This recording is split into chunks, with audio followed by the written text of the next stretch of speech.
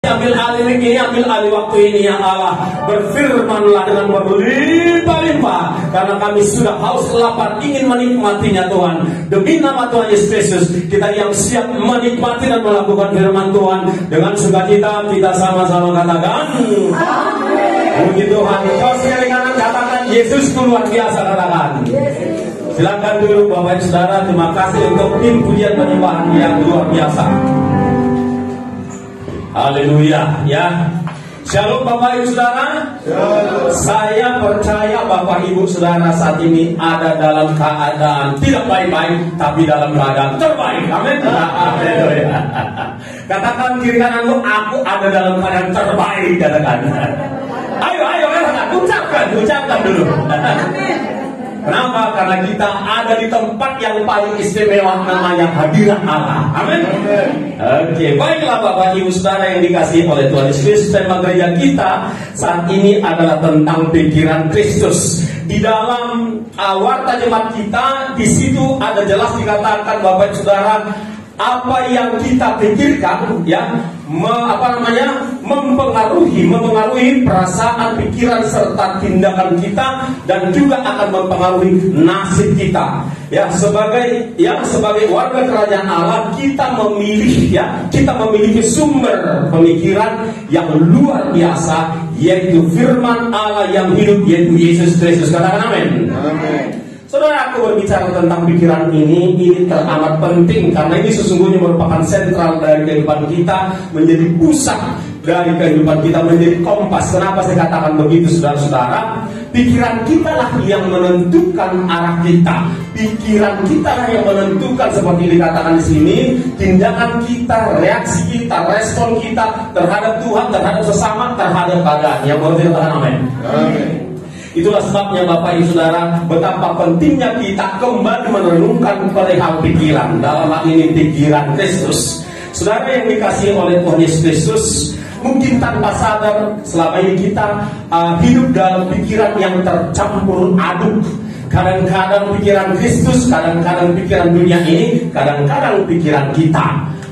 Jangan sampai pikiran musuh, pikiran iblis. Nah, ketika pikiran kita, pikiran dunia ini, pikiran Tuhan tercampur aduk, maka hidup kita pun Bapak Ibu seakan-akan tidak menentu. Nah, itulah sebabnya betapa pentingnya kita pagi hari ini memastikan, mulai hari ini kita pastikan bahwa kita betul-betul fix. Kalau fix itu dalam bahasa Inggris itu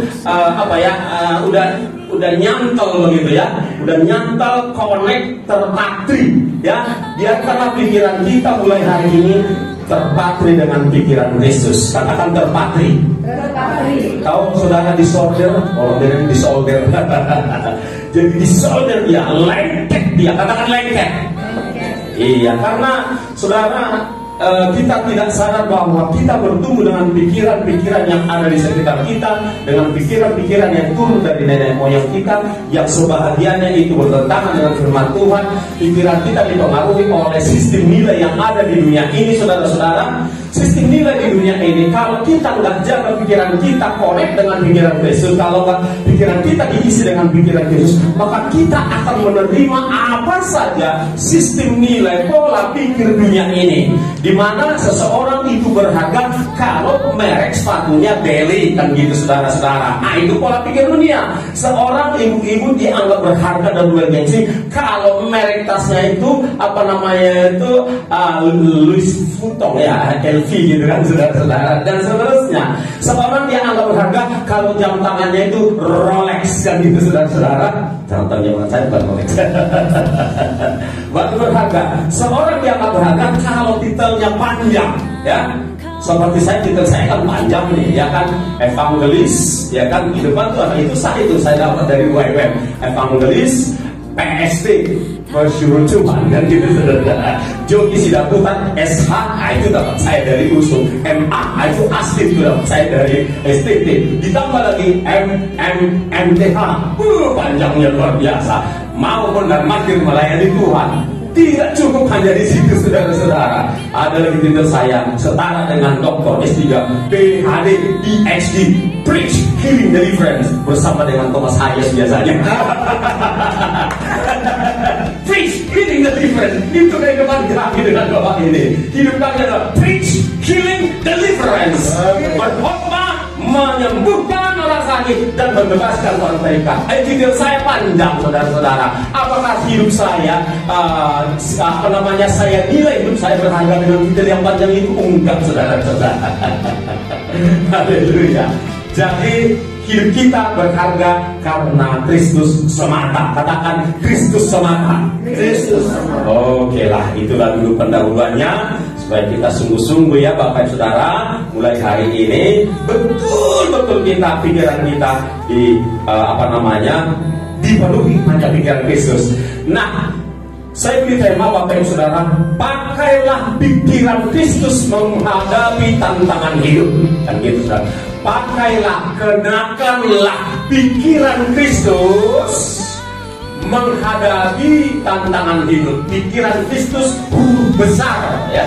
Pakailah pikiran Kristus menghadapi tantangan hidup. Ya, sama dengan ya, milikilah paradigma Kristus. Ya, milikilah paradigma Kristus menilai segala sesuatu. Coba 1, 2, 3 bersama dengan saya, katakan 1, 2, 3. Milikilah paradigma Kristus menilai segala sesuatu. Apa itu segala sesuatu? Keadaan dompet kita, ya kan? Keadaan karakter kita, keadaan rumah tangga kita, keadaan kota kita, keadaan segala sesuatunya, ya, rohani, jasmani, materi. Itu paradigma Kristus yang kita pakai. Itu maksudnya segala sesuatu. Kemudian yang bersamaan dengan itu Bapak Ibu Saudara, pakailah kacamata Kristus memandang kehidupan ini, ya. Pakailah kacamata ini ibarat kacamata Kristus. Saya pakai, ini kacamata saya pakai untuk memandang kehidupan ini, saudara-saudara. Jika tidak, saya akan salah lihat dan akan gagal paham. Kan gitu, saudara-saudara. Nah, baik kita baca firman Tuhan dari 1 Korintus 2 ayat yang ke-16 ya. Mari kita baca sama-sama 1, 2, 3. Sebab siapakah yang mengakui pikiran Tuhan sehingga dia dapat menasehati dia. Tetapi kami memiliki pikiran Kristus. Katakan kepada orang di sebelahmu, aku juga memiliki pikiran Kristus. Katakan, kasih tahu dia. Amin, saudaraku. Amin. Nah, kita memiliki pikiran Kristus. Amin, saudaraku. Amin. Haleluya. Lalu di dalam 1 Yohanes 2 itu dikatakan, barang siapa, yuk kita baca sama-sama. Barang siapa bahwa ia ada di dalam dia, Kristus, ia wajib hidup sama seperti Kristus telah hidup. Jadi kita ini kan sudah menjadi milik Kristus. Amin, saudaraku. Amin. Nah, kita ini kan sudah mengatakan bahwa kita ada di dalam Kristus. Amin, saudaraku. Amin. Nah, oleh sebab itu kita wajib, katakan wajib, wajib hidup sama seperti Kristus telah hidup. Katakan amin. Amin. Kita tidak boleh lagi menua gaya hidup. Gaya hidup kita itu satu, yaitu gaya hidup Kristus. Amin. Katakan amin. Ya, kalau kita ikut gaya hidup dunia ini, banyak sekali tak terikuti kita, saudara-saudaraku, membuat kita capek, saudara-saudara. Ya, gaya hidup dunia ini banyak ragamnya, ya, banyak ragamnya, di mana kita tidak mungkin kita bisa ikuti semuanya. Nah, oleh sebab itu supaya kita nggak capek, ya sederhana saja, ikut saja satu saja gaya hidup, yaitu gaya hidup Yesus Kristus, yaitu pikiran Yesus Kristus. Nah, berikutnya kita lihat Bapak Ibu Saudara di berikutnya, ya cepat. Efesus 4 ayat 17 dikatakan di sana apa? Mari kita berkatakan sama-sama. Sebab itu kukatakan dan kutegaskan ini kepadamu di dalam Tuhan, jangan hidup lagi sama seperti orang-orang yang tidak mengenal Allah dengan pikiran yang sia-sia.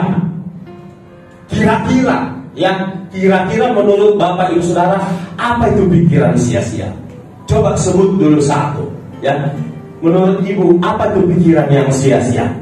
Satu saja.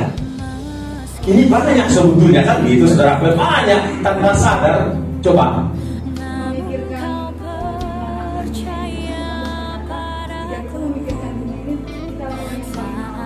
Ya, ya benar dikatakan jika kita hanya mengharapkan Kristus pada kehidupan yang sekarang ini, kita adalah orang yang paling. Satu lagi boleh, mungkin ada yang ditahan-tahan. Oh ya, saya persilakan, siapa yang menyampaikan? Ya, Pak Gembala. Pemikiran negatif tentang seseorang, yes, itu belum tentu benar. Ya, itu pikiran sia-sia. Nggak apa-apa, satu lagi. Dengan ibu-ibu lah. Khawatir, Pak. Khawatir, ya. Khawatir terus-menerus adalah pikiran yang sia-sia. Benar. Ada banyak pikiran yang sia-sia yang masuk di kepala kita ini tanpa kita sadari. Ya, tanpa kita sadari. Ya. Jadi ada juga cara hidup yang sia-sia.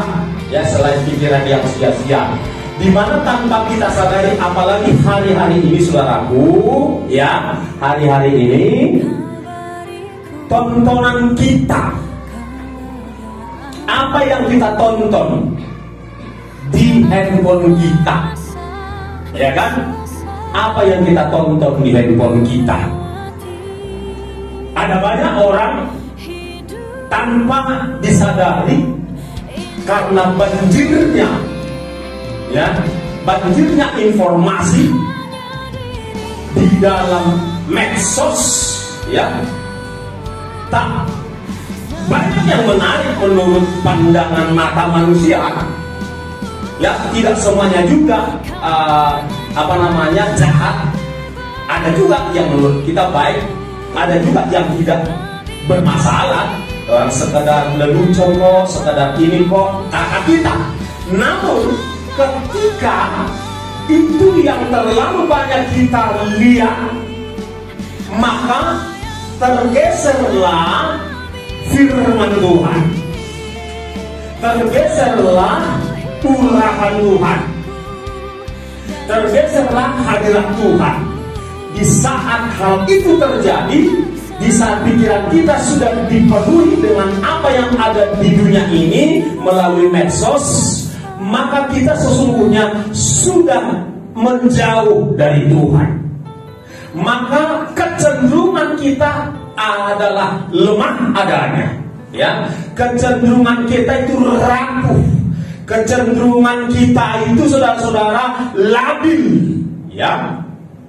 Tanpa kita sadari, sehingga ketika muncul satu persoalan, saudara-saudara, kita akan menghadapinya secara emosional. Ketika muncul satu situasi yang tak sesuai dengan harapan kita, kita mulai bersungut. Nah, ketika kita hanya bersungut mengeluh, itu adalah pikiran yang sia-sia, saudara-saudara. Tidak ada jalan keluar dan solusi bagi persoalan saudara kalau saudara cenderungnya bersungut mengeluh. Nggak ada, saudara-saudara. Yang ada jalan keluar, saudara-saudara, ya, yaitu ketika kita memikirkan perkataan-perkataan Kristus. Katakan amin. Amin. Ya, saudara tidak akan cakap menanggung segala perkara kalau saudara dan saya tidak ada di dalam Kristus. Itu sebabnya saudara-saudara yang dikasihi oleh Tuhan Yesus Kristus, ada banyak orang hari-hari ini mungkin berkecukupan secara materi dan harta, namun karena tidak diisi pikiran Kristus pikirannya, hidupnya tidak bahagia. Tampak luar mungkin kelihatan bahagia, tampak luar mungkin kelihatan baik-baik saja, tetapi sesungguhnya di dalam rapuh adanya. Itulah sebabnya Bapak Ibu Saudara, mari kita pastikan hidup kita dan pikiran kita, ya, jangan kiranya dipenuhi dengan pikiran yang sia-sia. Saya berdoa agar jemaat Tuhan yang ada di tempat ini dan setiap saudara yang mendengarkan live streaming ini tidak lagi, ya, diberi kepekaan oleh Roh Kudus untuk memilah mana pikiran yang sia-sia, ya kan, supaya itu ditepis, dibuang jauh-jauh, dan hanya mengisi pikiran kita ini dengan pikiran Kristus. Yang mau katakan amin. Haleluya. Saya diingatkan akan bahaya dari pikiran yang salah, di mana ada seseorang pikirannya tidak seperti pikiran Kristus. Nah, ketika orang itu dia dekat dengan Tuhan, sangat dekat, hampir setiap hari dia bersama dengan Tuhan Yesus. Tapi kan dia memandang Yesus, tapi dia melihat yang lain, melihat pengharapan yang lain, melihat ekspektasi yang lain dari Yesus Kristus yang dia ikuti setiap hari. Akibat pikirannya yang salah itu, tidak mengerti pikiran Kristus, sangat tragis hidupnya, saudara-saudara. Hidupnya hanya munding. Saudara pasti tahu siapa orang? Yudas Iskariot. Kenapa?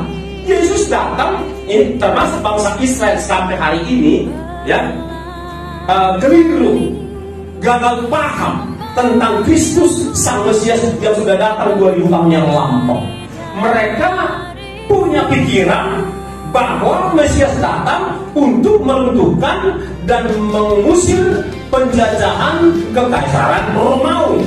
Mereka berpikir Sang Mesias ini adalah bagaikan seorang Superman yang lengkap dengan pedang, tombak, lembing dan segala macam itu, dengan segala perlengkapan senjata, bahwa sosok seperti itulah Sang Mesias kelak yang akan datang untuk membebaskan kami bangsa Israel dari penjajahan kekaisaran Romawi. Ketika Kristus datang dan hidup di tengah-tengah bangsa Israel, mereka tidak melihat Mesias itu seperti yang mereka pikirkan.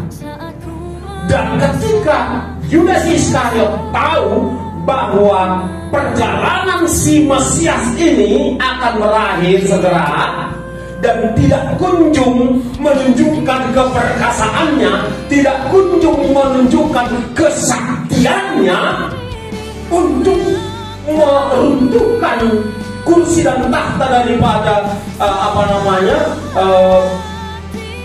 kekaisaran Romawi di Israel itu, kecewa dia. Loh, kok begini? Kulihat dia bisanya meredakan danau yang bergelombang jadi reda. Kulihat bisanya dibangkitkannya. Ada 4 orang mati dibangkitkannya.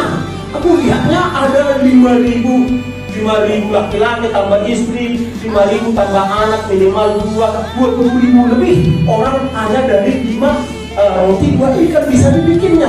Tapi kenapa kok sampai sekarang Kristus ini tidak menentukan Pontius Pilatus kayak tentara-tentara Romawi kayak ditiupnya tumbang dan pingsan semua kayak nggak cocok ini. Lebih bagus kuhianati ini. Dihianati oleh Yesus. Singkat cerita, setelah dia melakukan pengkhianatan itu, dia menyesal, dia bunuh diri. Tragis. Ya namanya bunuh diri. Hidup diakhiri dengan tanpa pertobatan, yang masuk neraka. Kan gitu, saudara-saudara. Nah, ini sebuah tragedi. Ternyata ya, pagi hari ini kita diperkenalkan dengan satu sosok yang pikirannya tidak seperti yang dipikirkan Kristus. Akhir hidupnya tragis, bunuh diri, berdarah-darah. Jadi ada contoh yang jelas. Kemudian tingkat yang sedikit lebih lebih ringan dari kekeliruan Yudas, Kleopas juga berpikir seperti itu. Ketika Yesus mati, lalu hari ketiga itu mereka tinggalkan Yerusalem, mereka tinggalkan komunitas orang percaya, mereka meninggalkan pelayanan mereka, mereka pulang kampung. Nama kampungnya itu Lubban Emmaus namanya. Ya, mereka pulang kampung, berjalan kaki ke sana sekitar 11-12 km itu, berjalan berdua dengan temannya.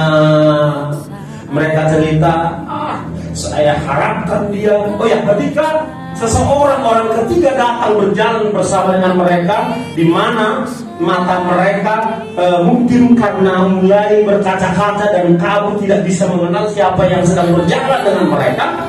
Lalu orang ketiga ini tanya, apa sih yang kalian percakapan? Lalu mereka bilang sama orang ini, adakah Tidakkah Anda orang baru atau orang asing di kota ini? Tidakkah Anda dengar bahwa Yesus yang kami harapkan membebaskan kami dari penjajahan Romawi telah mati? Oh gitu ya. Terus kata orang ketiga ini, itulah kecewa kali kami pun, katanya dengan logat pada bulannya, kecewa kali kami pun. Nah, orang ini sudah meninggalkan Tuhan, meninggalkan panggilan. Tapi itulah Tuhan, karena mereka belum memilih bunuh diri, maka Tuhan datang Yesus Kristus atas sebelah mereka, saudara-saudara, kan? Lalu menjelaskan kepada mereka 39 kitab, mulai dari 5 kitab Musa sampai kepada kitab nabi-nabi terakhir yaitu Maleakhi. Dia bilang semua kitab ini berbicara tentang aku. Udah?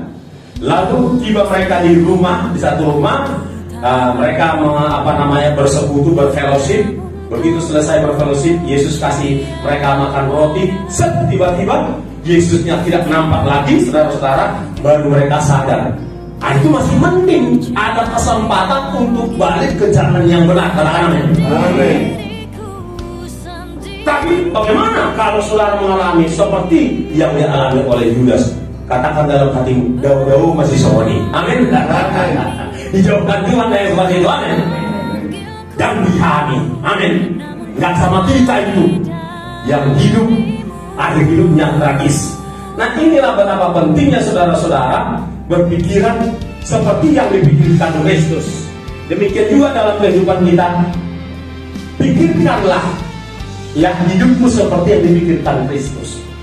Saudara ingat, Tuhan bilang kepada kita pagi hari, aku tahu rancangan apa yang ada padaku tentang kamu, tentang jemaat di tempat ini. Amin. Bukan rancangan bunuh diri, bukan rancangan kesusahan, bukan rancangan bencana, malapetaka, enggak. Bukan rancangan kecelakaan, tetapi rancangan hidup yang diberkati Tuhan, rancangan hidup masa depannya dijamin oleh Tuhan. Amin. Saudaraku yang dikasihi oleh Tuhan Yesus Kristus, perihal janji Tuhan ini, suatu saat kelak, mungkin tidak terlalu lama lagi, seluruh dunia ini akan ditimpa oleh pencobaan. Saudara, silakan satu orang membuka. Semua kita membuka, tapi satu orang membaca dari Wahyu 3 ayat 10. Semua membuka karena tidak sempat saya delete dari materi kita ini. Bagi yang dapat, boleh bacakan Wahyu 3 ayat 10. Di sini kita menemukan janji Allah yang luar biasa buat saudara dan saya ketika kita dikelilingi, dikepung oleh pencobaan dunia ini. Baik, silakan yang sudah dapat dari jemaat ya, dari jemaat silakan.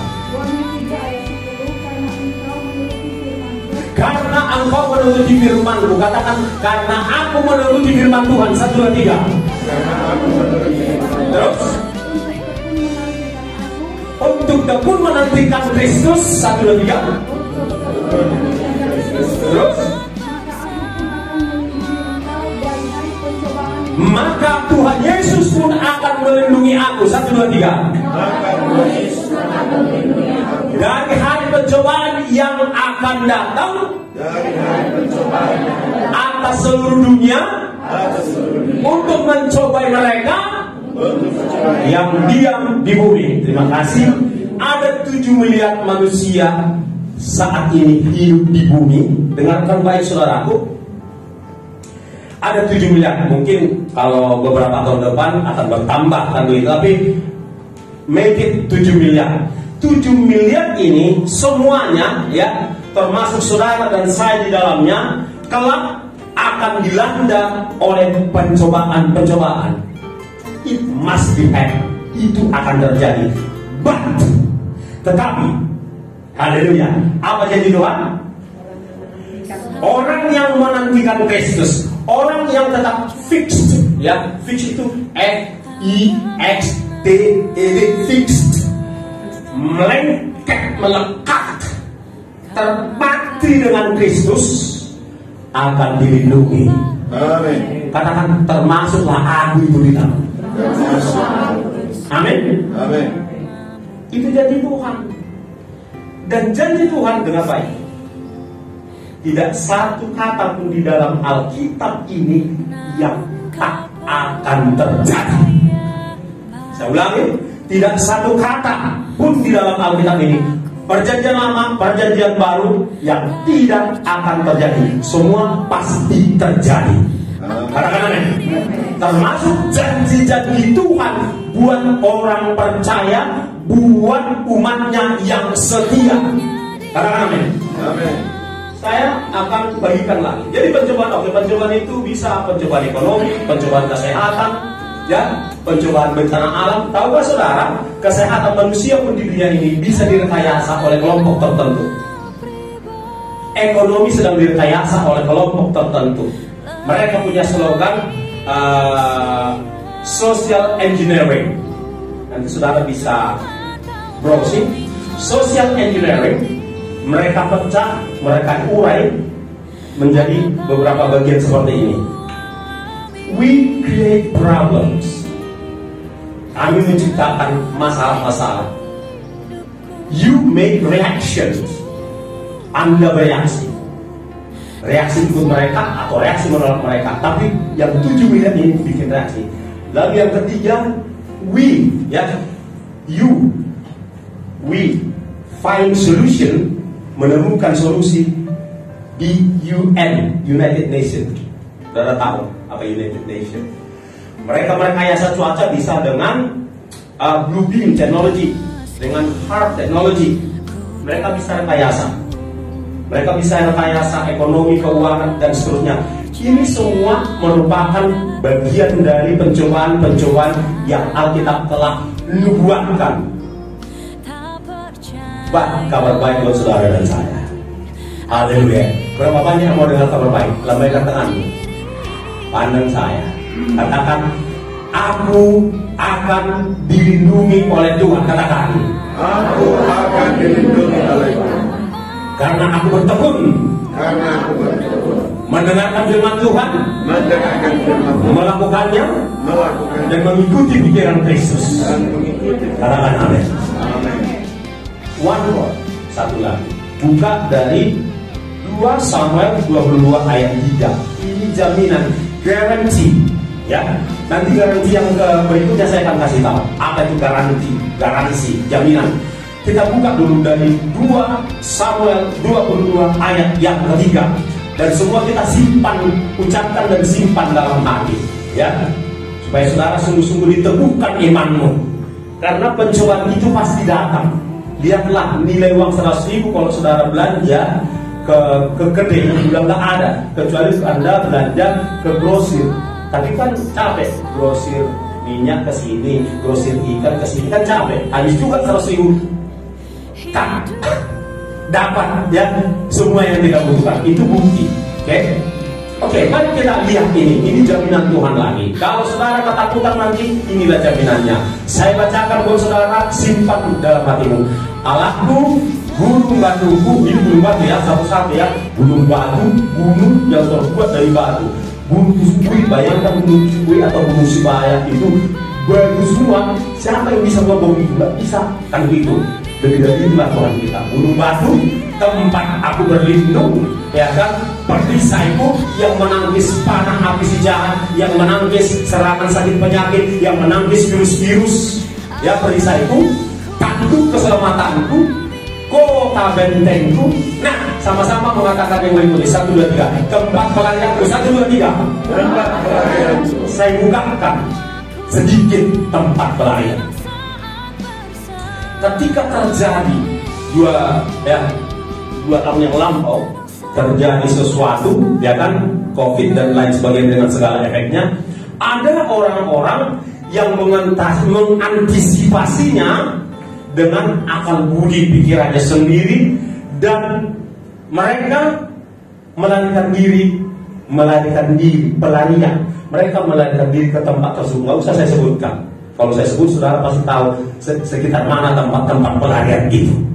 Ya, mereka melarikan diri, dan di tempat lain sudah ada pula pembangunan rumah-rumah Kopel, Bu. Nanti kita cerita, jangan di sini. Saya akan ceritakan. Siapa dan di mana. Rumah-rumah Kopel udah lengkap fasilitas.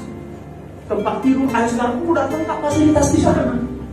Karena mereka menggunakan pikiran sendiri, tidak fix dengan pikiran Kristus, dengan firman Allah, tidak make sure accurately apa yang dimaksud oleh firman Tuhan. Kan gitu saudara-saudara. Jadi karena ada di situ dia dalam firman Tuhan itu melarikan diri. Karena nggak ngerti konteksnya, mereka juga kita sedang mengikuti firman Tuhan.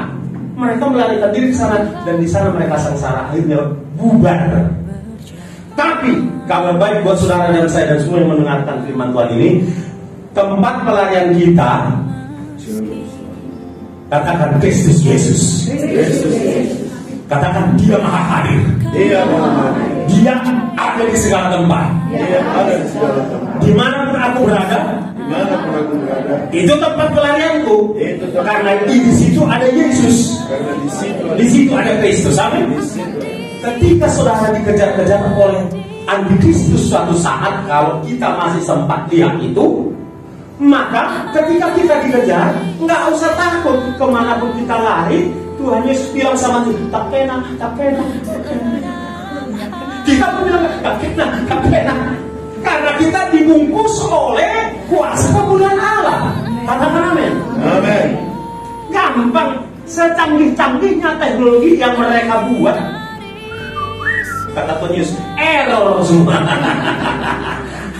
Big data mereka, kata Tuhan, error big datanya. Jadi nggak usah takut kali dengan mereka itu. Mereka memang ada. Jangan tutup mata, jangan sebelah mata. Mereka ada. Karena mereka TS-nya antikristus. Ada mereka sedang bekerja dan sudah hampir rampung persiapannya. Nanti saya akan sharing kepada saudara tapi dalam hidup saya. Tapi kabar baiknya, Tuhan Yesuslah tempat pelarianmu, katakan. Iya, mau di